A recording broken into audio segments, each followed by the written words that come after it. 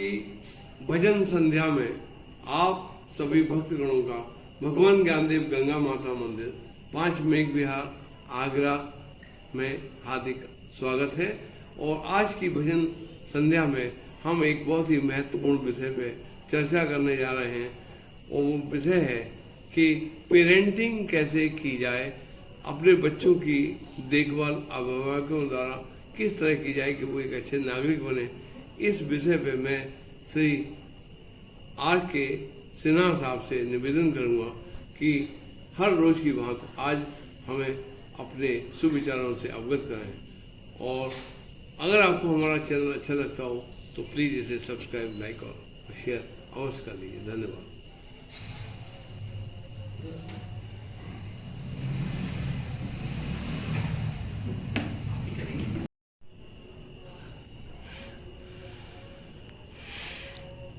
Hello gentleman, आज की एकादशी की संध्या में एक फिर पावन अवसर मिला है मुझे। और एकादशी में बोलते हैं कि सब लोग उपवास करके अपने मन, वचन, शरीर सबको शुद्ध करते हैं। और इतने शुद्ध वातावरण में वर्मा साहब ने इतनी अच्छी टॉपिक बताई है जिसके लिए हम लोग तरसते रह गए। हम लोग के समय कोई गाइड नहीं मिला और उस गाइड की कमी हम में तो उतना नहीं हुई जितना कि हमारे बच्चों में है। क्योंकि शायद अगर पेरेंट्स को जानकारी हो बातों की तो पेरेंट्स जो है सावधान रहेंगे और अपने बच्चों का परवरिश इतने अच्छे ढंग से करेंगे कि वो एक सही वातावरण में एक सही रूप लेकर के आते हैं। हम बच्चों को अक्सर दोष दे देते हैं कि बच्चे खराब हैं, बच्चे उदंड होते हैं, बच्चों को बोलने की आदत नहीं है, बच्चे गाली गलौज करते हैं, बच्चे लड़ाई करते हैं, बच्चे अच्छे नागरिक नहीं बन रहे हैं। साहब ये क्या मतलब है? गलती किसी और की और गाली कोई और कर रहा है, जिसकी पूरी जिम्मेवारी लेकर के आप बैठे हुए हैं यहाँ पर, जिसके एक एक पत्ते की कोमल छाया आप ही के ऊपर निर्भर कर रही है, उसको आप ठीक से किसानी नहीं किए, ठीक से पानी नहीं दिए, ठीक से भरण पोषण नहीं किए और गाली भी उसी को दे रहे। ये कहीं ना कहीं अगर बच्चे बिगड़ रहे हैं तो आप मान लीजिए कि आपकी प्रतिमूर्ति वो बन करके आपको दर्पण दिखा रहे हैं कि आप स्वयं गलत हो। बच्चा कभी गलत नहीं होता। बच्चा का जो परवरिश होता है, बच्चे की जो संस्कार होती है, धीरे धीरे वो जो गलत ढंग से होती है उसी का रिजल्ट होता है कि बच्चा गलत रास्ते पर चलता है, बच्चा गाली गलौज करता है या बच्चा लड़ाई झगड़ा करता है। ये सब चीज मां पिता के बोझ से ही आता है। बच्चों को ईश्वर का रूप कहा गया है, बच्चे भगवान के रूप हैं। उनका हृदय, कोमल हृदय जो है एकदम पट की समान, एकदम साफ सुथरा है। इस पर सिग्नेचर करने वाले, इसको गंदा बनाने वाले माँ बाप और घर के ही प्राणी। अगर हम खुद गाली गलौज कर रहे हैं तो वो जो कोमल हृदय है वो समझता है कि शायद बात करने का यही तरीका है। अब जब वो कुछ उसी तरह का नकल करता है तो माँ बाप और चिढ़ जाते हैं। अब बच्चे कंफ्यूज हो जाते हैं कि मैं करूं तो क्या करूं। हमारे जो पेरेंट्स हैं वो खुद इस ढंग से बात कर रहे हैं, कुछ आपस में लड़ रहे हैं, तो मैं क्या करूं? How they are expecting that I should not do like this? और इतना कंफ्यूज होता है कि वो इस हौच पौच में वो डिसाइड ही नहीं कर पाता है कि मैं क्या करूं। सबसे बड़ी जरूरत है कि बच्चों के साथ वही व्यवहार करें जो आप चाह रहे हैं कि बच्चे बड़े होकर के दूसरों के साथ व्यवहार करें।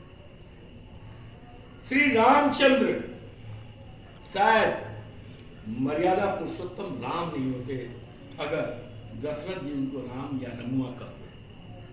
दशरथ जी ने हमेशा उनको राम जी कहा। आप भी अगर बच्चों से उतना ही सम्मान के साथ बात कीजिए जितने सम्मान के साथ आप अपने यार दोस्तों और बड़े बुजुर्गों से करते हैं, तो बच्चा भी स्वतः वही चीज अब उसको तुम ताम करेंगे, उसको अरे तरे करेंगे, उसको नालायक निखट्टू बोलेंगे, वो तो एक ऐसा सीखेगा जो इसका रिजल्ट होता है जब जैसे ही बड़ा होता है, अरे तू नालायक, हमारे और खानदान को मिटा दिया, खानदान को उसने नहीं मिटाया, आप खानदान के नाम पर कलंक हो। बच्चा आपको आईना की तरह आपके सामने खड़ा हुआ है, वो एकदम बेझिझक दिखा रहा है कि देखो तुमने जो किया है वही प्रतिरूप मैं हूं। क्या वर्मा साहब समझ रहे हैं? तो जितनी भी चीज आप देख रहे हैं वो बच्चा नहीं बोल रहा है, वो आपका आईना का अक्स बोल रहा है। गलती आपसे हो रही है, अब पूछ रहे हैं आईना को। आईना के पूछने से आपका चेहरे का दाग हट जाएगा? नहीं हटेगा, कदापि नहीं हटेगा। आईना साफ करके जाए। ये तो गाली का बहुत बड़ा शेर कहा हुआ है, ये अपने चेहरे पर धूल है मिटा रहे हैं, तो वही तो कर रहे हैं हम अपने बच्चों के साथ। गलती हमारे अंदर, और हम कुछ खुद करें, बच्चा बिगड़ गया। नहीं, बच्चा नहीं बिगड़ा। बच्चा अगर बिगड़ रहा है तो आपने बिगाड़ा है, इसकी आपको जिम्मेवारी लेनी होगी, आपको रिपेंट करना होगा। आप कोई आदेश क्लियर नहीं देते हैं तो उसका रिजल्ट होता है बच्चा कंफ्यूज होकर के कुछ और कर बैठता है। नतीजा क्या? आप बच्चे पर चिल्ला पड़ते हैं। क्या आपने सोचा कि मैंने जो क्लियर आदेश दिया था कि नहीं दिया था? क्या मेरा कंफ्यूज स्टेटमेंट था? आप कभी कभी भूले भटके बोल देते हैं, अगर टेलीफोन आवे तो बोल देना या पूछ लेना कि मैं हूं कि नहीं हूं। बच्चा देखता है कि बाप रह करके भी कहता है कि हूं कि नहीं हूं। देखो, अब वो समझ ही नहीं पाता है कि मैं सामने वाले को जवाब दूं तो क्या दूं। तो वहीं से पूछता है, पापा अंकल का फोन है, आप बोलिए तो कह दूं कि से नहीं है। आप आपकी पूरी कम्युनिकेट होगी मैसेज। आप जो छुपाना चाह रहे थे वो सब सामने आ गया। अब आप उसको मारते हैं, क्या बोल दिया? तुमको अकल नहीं है? तो अकल देने वाले महाराज तो आप ही हैं।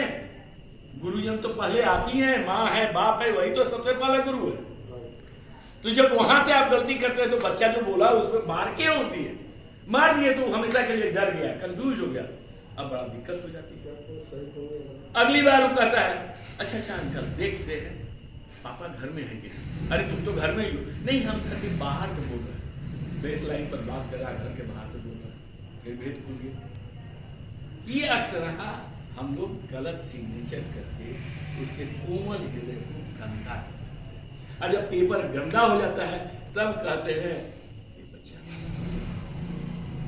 आपको मैं पेरेंटिंग का इस पर तो बोलने के लिए बहुत कुछ है, एक पूरी किताब लग जाएगी, हो सकता है घंटा 2 घंटा का इस पर लेक्चर हो सकता है।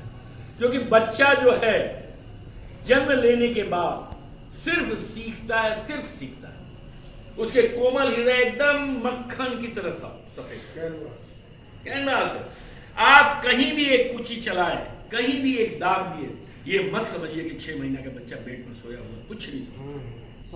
वो इतना शार्प है कि आप जैसे ही मुंह का होठ जैसे करेंगे उसके अंदर कुछ मैसेज सीखने की प्रवृत्ति आ जाएगी। धर्म कर्म जो हिंदू, मुसलमान, सिख, ईसाई ये सब बनाए हुए हैं, ये सब भी बच्चा को कैसे सिखाते हैं जानते हैं? 6 महीना के बच्चे से शुरू करते हैं लोग, डराना, धमकाना और अपनी संस्कृति को बढ़ा चढ़ा कर उसको दिखाना। और वही आदमी जब बड़ा होता तो सुसाइडल होता है, सुसाइड करने के लिए भी तैयार हो जाता था। क्यों? क्योंकि उसको 6 महीना से आपने पढ़ाया है, डराया है। कोई भी अच्छी बात वो बोलने जाए तो वो अपने को परतंत्र मानने लगता है, उसकी स्वतंत्र अभिव्यक्ति नहीं होती है। तो स्वतंत्र अभिव्यक्ति को जब खो देता है तो वो केवल कोल्लू का बैल बन के रह जाता है, केवल गुलामी करता है। और उसको जो चाहिए, हिंदू बनाना हिंदू बना दीजिए, मुसलमान बनाना मुसलमान बना दीजिए, सिख बनाना सिख बना दीजिए, ईसाई बनाना ईसाई बना दीजिए। और उसकी कट्टरपंथी जब चरम सीमा पर पहुंचेगी तो कुछ भी कर डालेगा, क्योंकि उसको उसी ढंग से आपने मोटिवेट कर दिया। और कब से मोटिवेट किया? जब उसका अभिनिवेश था, यहां से वो सीखना शुरू किया। हिंदू संस्कृति में एक बहुत बड़ा एग्जाम्पल है कि अभिमन्यु मां के गर्भ में सीख लिए थे। तो जब मां के गर्भ से सीखा हुआ बच्चा इस तरह से कर सकता है तो क्या 6 महीना का बच्चा, बालक वहां पर बैठा हुआ वो नहीं कर सकता? वो नहीं कर सकता। अब मैं पेरेंटिंग का शॉर्ट में मैं बता रहा हूं, शायद वीडियो की लंबाई बढ़ रही है, जैसा इशारा मैं देख रहा हूँ, लेकिन मैं इसको शॉर्ट में करता हूँ क्योंकि ये 10 मिनट 15 मिनट का अंदर का सिलेबस नहीं है, ये थोड़ी बड़ी बातें हैं। मैं शॉर्ट में बात करता हूँ हाउ टू कनेक्ट विथ बच्चा, क्योंकि जब तक आप कनेक्ट नहीं होंगे तब तक उसे आप करेक्ट नहीं कर सकते। तो जो भी बात करनी है पहले हमारा हृदय से हृदय का मिलन होना चाहिए, पहले उसके साथ हमको सिंक्रोनाइज करना होगा, उसकी गति के साथ हमको मिलना होगा, और उसकी गति के साथ जब मिल जाएंगे तब फिर जाकर के उसमें कोई भी करेक्शन करेंगे। दौड़ती हुई चीज के साथ बैठा हुआ चीज नहीं बात कर सकता है, बैठे हुए लोगों के साथ दौड़ता हुआ नहीं बात कर सकता है। तो पहले क्या करना है, दौड़ रहा है अगर तो उसके साथ आप भी दौड़ सकते हैं, then you will feel connected. और जब उसके आपके दोनों के बीच स्पीड कोइंसाइड कर जाएगा तो डिफरेंस विल बी जीरो। तो whatsoever you will tell that will be listened by the bachcha also. तो पहले उसके साथ अपने को सिंक्रोनाइज कीजिए, कनेक्ट कीजिए। कनेक्ट करने के बाद फिर उसकी स्टीयरिंग पर थोड़ा सा ब्रेक लगा करके दाएं बाएं जहां ले जाना है ले। अचानक उसको एब्रप्ट मोड़ दीजिएगा तो कंफ्यूज होकर के कुछ भी कर देगा। नंबर 1, आप 3 पॉइंट में बता रहा हूं जहां से आपको बच्चे से कनेक्ट करना है, और बच्चे से कनेक्ट कीजिएगा तो देखिएगा कि माहौल ही बदल गया, घर का भी माहौल। माँ बाप, दो पेरेंटिंग में 2 चीज आते हैं, माँ और बाप। माँ बाप का सबसे पहला ड्यूटी है 3 टाइम में मात्र 9 मिनट अपना जीवन का स्पेंड किया, और उसके बाद 5 मिनट का यूटिलाइजेशन अवेलेबिलिटी के अनुसार करें, लेकिन 3 टाइम में 3-3 मिनट का मात्र 9 मिनट स्पेंड किया। एक, जब बच्चा नींद से जगने वाला, जिसमें आपको चाहिए कि बच्चा को जग जाना चाहिए, कभी उसको गाली गलौज करके मत बताइए, कभी उसको किसी और से कंपेयर करके मत बात कीजिए, कभी तुलना मत कीजिए, फलाने का बच्चा ऐसा हुआ, फलाने का बच्चा वो किया, तुम तो कुंभकर्ण हो। ये सब उपाधि विशेषण उसे न दी। उसके बगल में थोड़ी देर के लिए कभी उसके सर पर थोड़ा सा हाथ फेर, उसके पीठ पर थोड़ा सा हाथ फेर, थोड़ा सा उसको पकड़ ले, बाहों में भर ले, अब भर के बोले बेटा तो तुम अच्छे बेटे उठ जाओगे। अब देखिएगा कि नो टाइम बच्चा बेड से उठ के खड़ा हो जाएगा, क्योंकि उस समय उसको जरूरत है आपके लव और अफेक्शन की। उसका चेंज ऑफ स्टेट हो रहा है, जहां वो एकदम निश्चित होकर के पड़ा हुआ था वहां से फिर इस दुनिया में जागृत हो रहा है, आंखें खोल रहा है, तो उसका अचानक जो है सारी कॉन्सेंट्रेशन आपकी तरफ आ जाएगी और आपसे मिल करके उसका तुरंत उठने की। जो बच्चा गाली सुन रहा था, कुंभकर्ण की उपाधि से नवाजा जा रहा था, वही बच्चा सीधे खड़ा हो जाएगा। दूसरा टाइम है लंच या डिनर।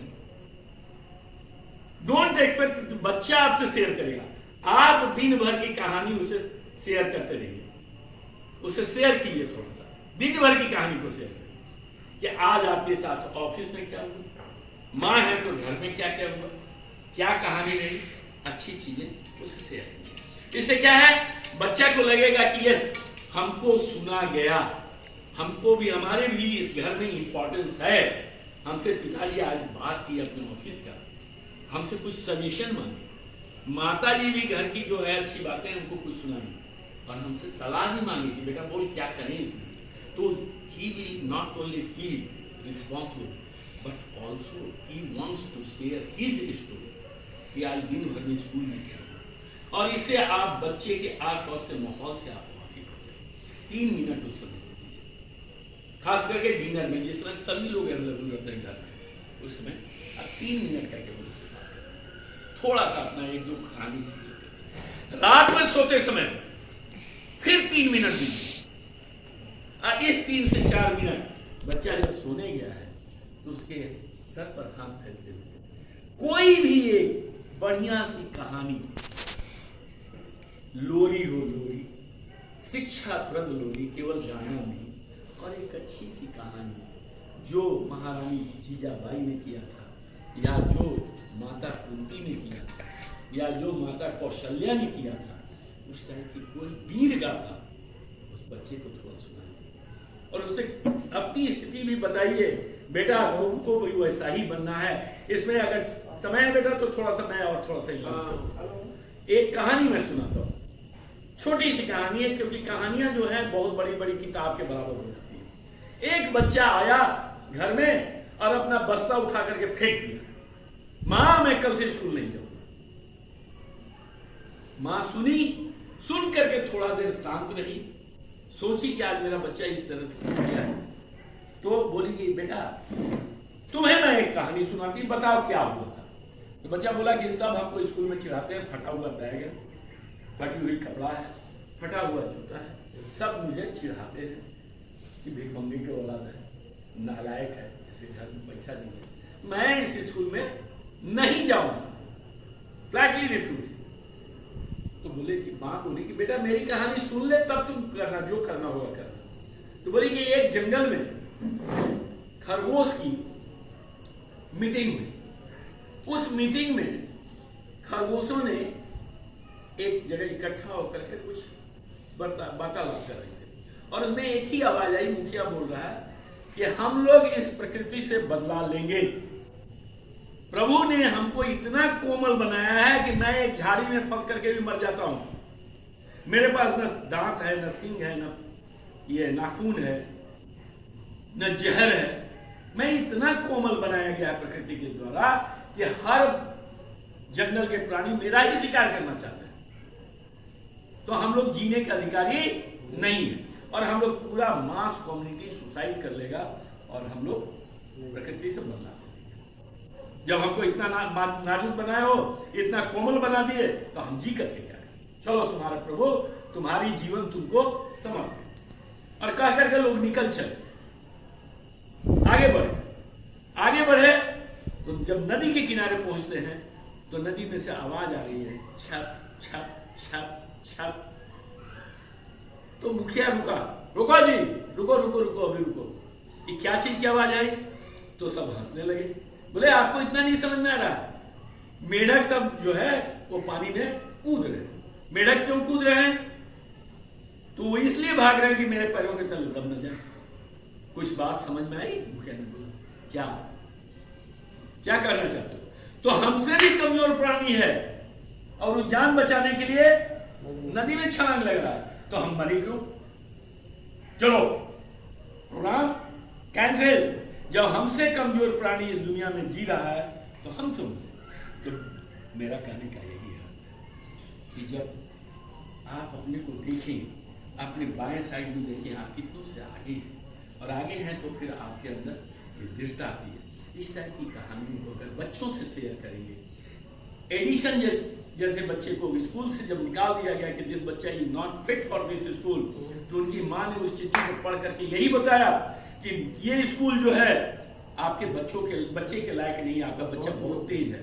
और नतीजा क्या हुआ कि जो मंदबुद्धि बच्चा था, जिसको कुछ नहीं आता है, वो दुनिया का नामी गिरामी साइंटिस्ट हुआ, और उसके नाम पर हजारों इनोवेशन पड़े हुए हैं। तो कहने का मतलब, अगर आप बच्चों से कम ये 3 टाइम शेयर करें तो आपके बच्चे निश्चित रूप से अच्छे होंगे। जो आप चाहते हैं कि बच्चा हमको जिस ढंग से पुकारे, जिस ढंग से प्यार करें, उसी ढंग से बच्चों से प्यार करें, उसी ढंग से बच्चों से शेयर करें। He is the first man to help you in difficult time. He is the first man. और घर का वातावरण ठीक हो जाएगा तो आपकी बच्चे की क्या, आपकी भी जीवन सफल हो जाएगी। इसलिए never do any miss parenting. अगर कहीं मिस पेरेंटिंग हो रहा है तो आप अपने आईना में देखिए कि कहीं मेरे से तो नहीं हो रहा है, कहीं मैं ही तो वो शख्स नहीं हूं कि जो इस बच्चे को बर्बाद कर रहा हूं। इसलिए give a concentrate look. And secondly, एक चीज हमेशा कीजिए, जैसे आप आते समय ऑफिस से आते हैं तो सोचते हैं कि हमारा घर में स्वागत हो, सब लोग हर्षोल्लास के साथ मुझसे मिले, कोई टेंशन की बात न करे, कोई मुसीबत की बात न करे, जो भी करना है उसके लिए स्पेयर टाइम निकाला जाए, उसके लिए मूड बना के बात किया जाए। वैसे ही जब बच्चा स्कूल से आए और आप घर में हैं अगर, तो 2-4 मिनट लगाइए, ताली बजा करके उसका स्वागत कीजिए। हाँ मेरा लाल आ गया, आज फिर एक दिन स्कूल में पढ़ करके आया है, कल से ज्यादा समझदार होकर के आया है, धन्यवाद भगवान, इतना अच्छा बच्चा दिए, कितना हंसते हुए आ रहा है, और उसे बाहों पर भर लीजिए। देखिए फिर कैसे आपका बच्चा परवान चढ़ता है, देखिए कैसे समाज का बड़ा नागरिक बनता है। और इसके साथ मैं आपसे प्रार्थना करूंगा कि अपनी जो है मुस्कान थोड़ी सी 2 इंच बढ़ा लीजिए, 2.25 इंच कर लीजिए और इस विचार पर सोचिए कि आने वाले समाज की संरचना हम कैसे करेंगे। यदि आप अपने घर में अपने बच्चों को संभाल लेंगे तो ये पूरा देश संभल जाएगा। उठिए, जागिए और फिर से बच्चों को गले लगाइए। धन्यवाद। आपको अच्छा लगे तो ये वीडियो हमेशा लाइक करें, सब्सक्राइब करें और मुझे भी मौका दें कि मैं आपको हेल्प कर सकूं। इसलिए help me to help you. Good night, have a big muskaan today. Thank you.